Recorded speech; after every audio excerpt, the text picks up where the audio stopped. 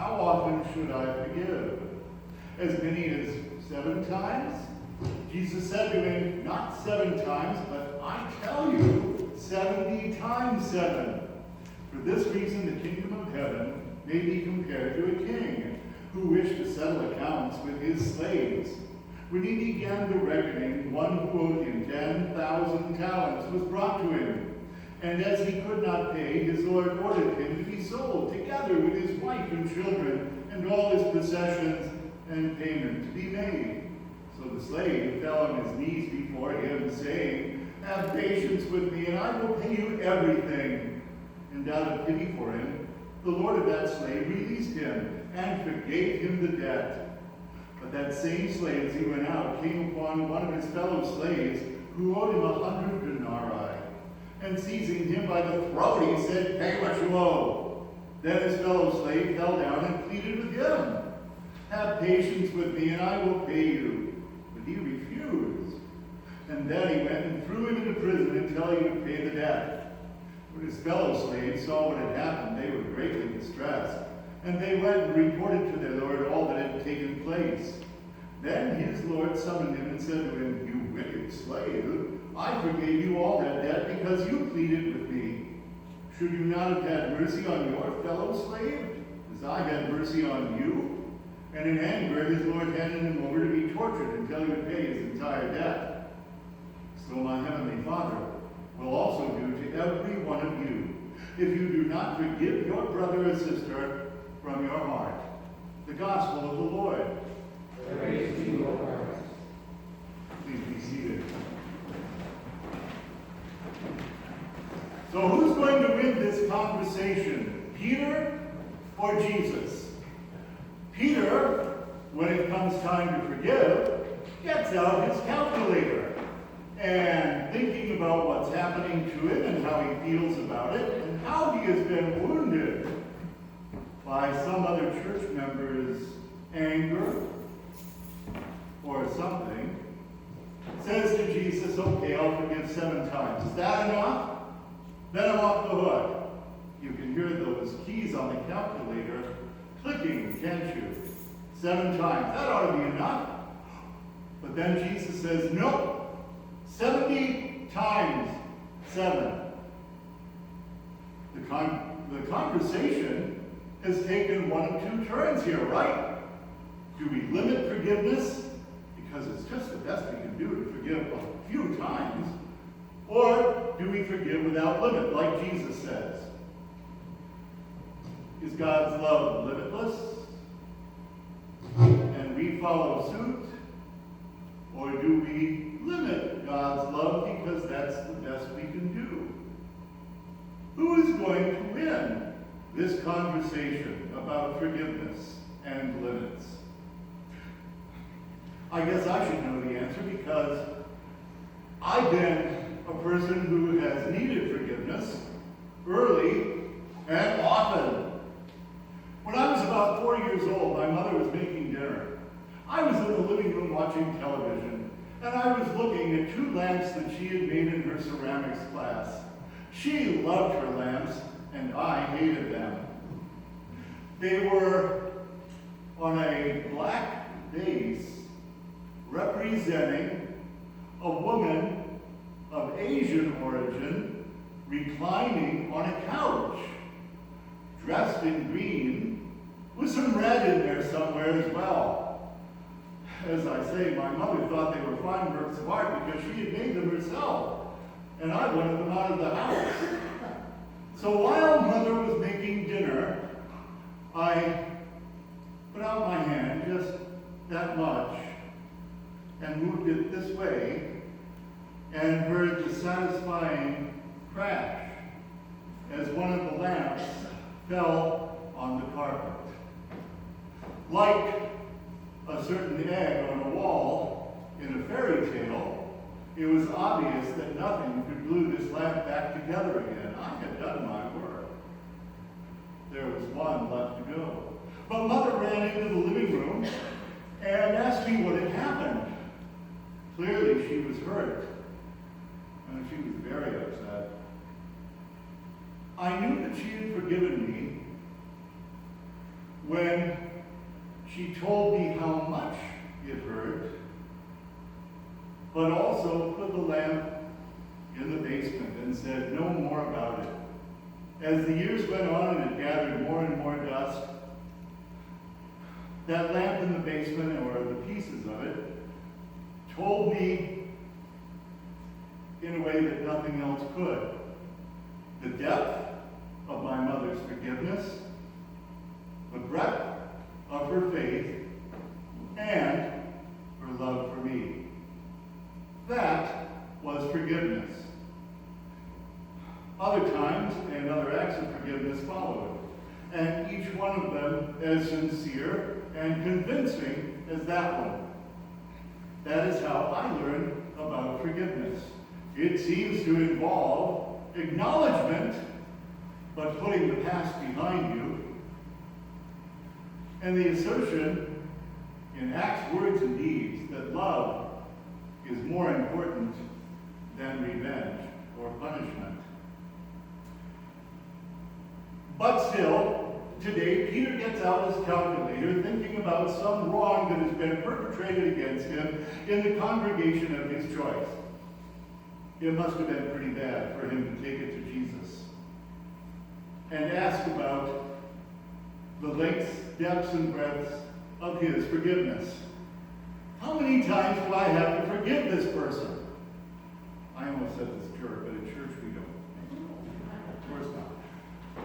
How many times do I have to forgive this person? How about 7? Now, for Jesus, 7 was almost a magic number. If you add up the loaves and fishes, you get 7. If you add up the days of creation, plus one holiday, you get 7. How about, 7 C's is either salad dressing or pirates, isn't it? But you get the idea. Jesus ought to have warmed up to the number 7 and thought that it was a pretty religious number, but he didn't. He wanted Peter to go beyond that.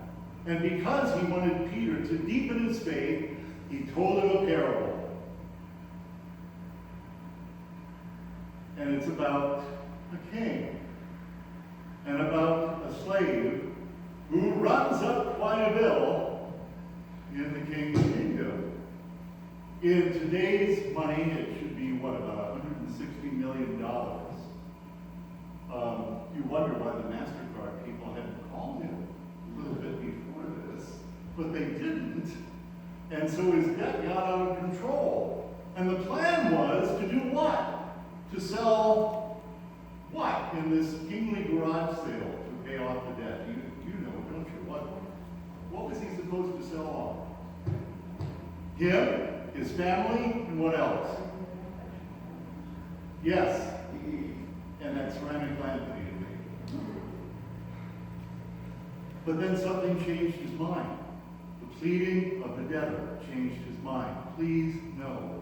And so the king said, all right, I forgive you all of your debt. But it didn't change the slave's heart. Because then, when he left the king's chambers, right, what happens next? Another slave comes and says, hey, I owe you how much? You can look at your bills. Yes, which is like a couple of $100. Not even enough to worry most people. But the slave says, no, into jail you go. How dare you owe me that much money? And so, because of his hardness of heart and lack of forgiveness, he is punished until he pays off his entire $160 million debt, which is going to be quite some time. Unless you replace, Jesus says, your hardness of heart.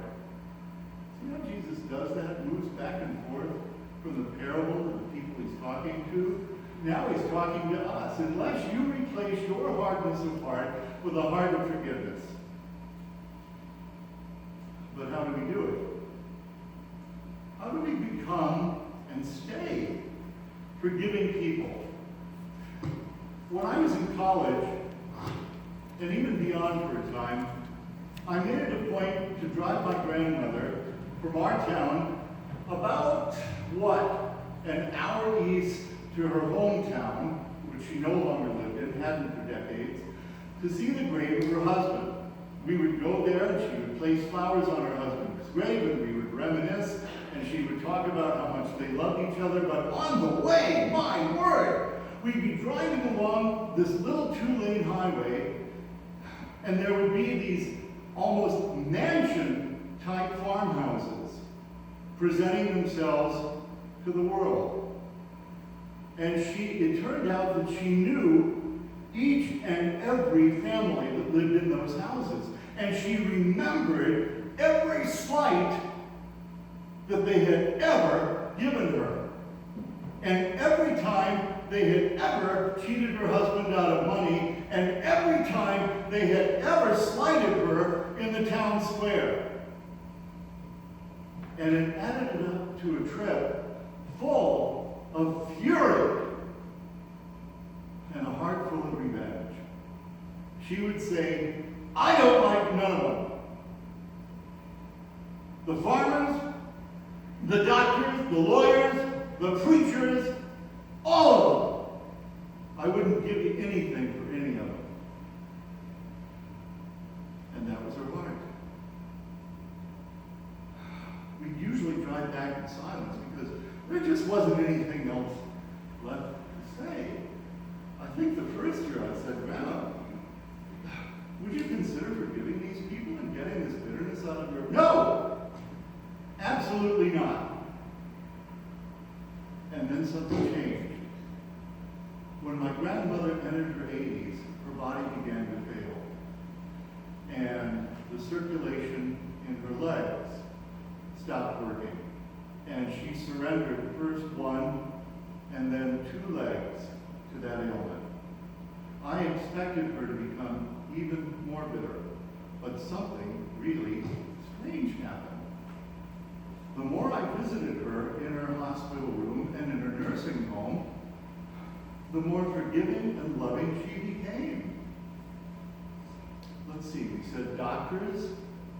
She became an expert in grabbing her doctors and pulling them to her in her bed and giving them a kiss on the cheek and saying, I love you. Her pastor, she hated organized religion. Her pastor, the pastor of our church, would come and give her communion, and she would do the same thing to him, and then she talked about it for a long time as being such a swell guy. So I asked my mother, what do you think changed in Grandma? She used to be this person that was full of revenge and anger and hatred for so many people. And suddenly she's changed into this person who has nothing but love for everyone. And Mother said, I really don't know, Richard. It's hard to tell. Sometimes I wonder if it's because so many people have been kind to her and helped her when she had nothing to offer them except problems. Maybe it was because other people loved her. Or maybe it's because, and this kind of conversation usually occurred at night over a glass of wine, maybe it's because she's getting ready to die. And she understands how close she is to her Lord and how close he needs to be to her. And I said, yes, I think that would do it. And we'd look at each other and one would say to the other, but we're just not sure. All we know is that somewhere along the line, Grandma lost her calculator. And she gained a heart for forgiveness. Which brings us back to that conversation between Jesus and Peter. And the sure knowledge